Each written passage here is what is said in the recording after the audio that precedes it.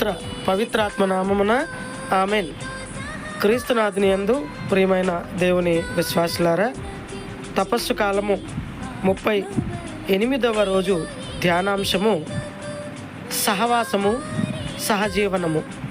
విశ్వాసులుగా జీవిస్తున్న క్రైస్తవులకు తమ తోటి విశ్వాసులతో తప్పనిసరిగా సహవాసము ఉండాలి. ఇది దేవునికి ఇష్టమైన సంఘ జీవితము. ఒంటరిగా చేసిన సేవ ఫలించదని ప్రభువు 12 మంది శిష్యులను చేసుకొని తన వారసులుగా ప్రకటించి సేవా బాధ్యతలు అప్పగించారు. ప్రస్తుతం మన సంఘాలలో సేవా కార్యక్రమాలన్నీ బృందాలుగా ఏర్పడి చేయుట వలన అవి ఫలించుచున్నవి.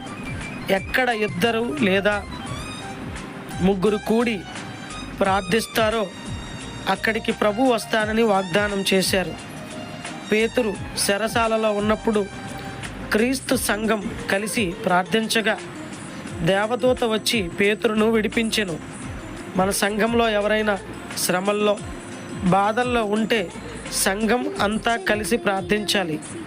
ఏ కుటుంబం కలిసి ప్రార్థిస్తుందో ఎన్ని ఆటంకాలు వచ్చినా ఆ కుటుంబం కట్టుబడి ఉంటుంది.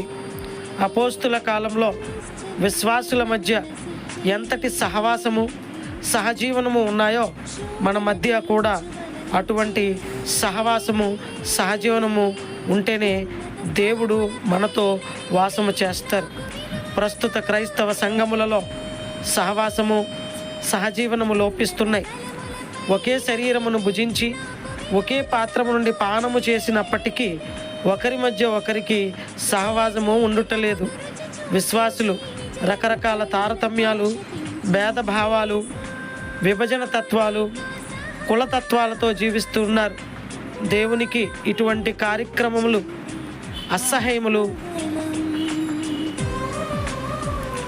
తోటి విశ్వాసులతో నాకు సహవాసం ఉన్నదా? సంఘ ప్రార్థన ఆరాధనలో సక్రమంగా పాల్గొంటున్నానా? క్రీస్తు కోరుకున్న సహవాసం సహజీవనం నాకు ఉన్నాయా అని ఆత్మపరిశీలన చేసుకొని ప్రార్థన చేసుకుందాం. నిత్యం మాతో సహవాసం చేస్తున్న ఆదరణకర్త స్తోత్రములు. మా సంఘం అంతటిని దీవించండి. విశ్వాసుల మధ్య ప్రేమ ఐక్యత నింపండి. చేస్తున్న ప్రతి సేవా కార్యక్రమం దీవించండి. మా సంఘ కాపురులను దీవించండి. వారికి కావలసిన జ్ఞానమును దయచేయండి. మా సంఘ విశ్వాసులు కాపరులకు కావలసిన సలహాలు సహకారాలు అందించి మంచి సహవాసము కలిగి జీవించు భాగ్యము ప్రసాదించమని మా నాథుడైన క్రీస్తు ద్వారా మనవి చేయుచున్నాను. ఆమేన్. పితా పుత్ర పవిత్రాత్మ నామమున ఆమేన్.